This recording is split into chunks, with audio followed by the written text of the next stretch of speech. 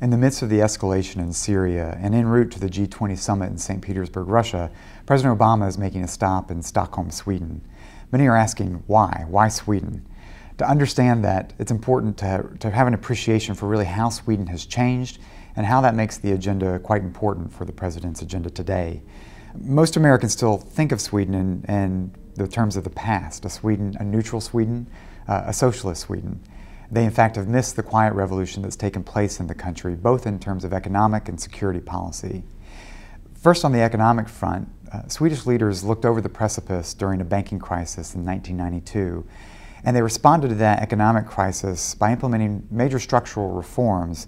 They took action to essentially forge a new Nordic model, one premised on competition, fiscal responsibility, innovation, openness, transparency, good governance, such that when this economic crisis, the Eurozone crisis, hit, the Swedes have managed this quite well, weathering the crisis with some of the lowest unemployment rates and some of the highest growth rates on the European continent over the past years. But at the same time, Sweden had a parallel evolution in its security policy, merging from a Cold War neutrality to become one of NATO's and indeed the United States' closest defense and security actors.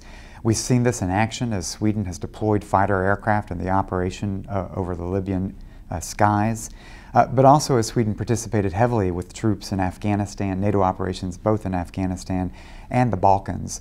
Sweden brings one of the most serious air forces to the NATO alliance when it partners with the alliance on these operations.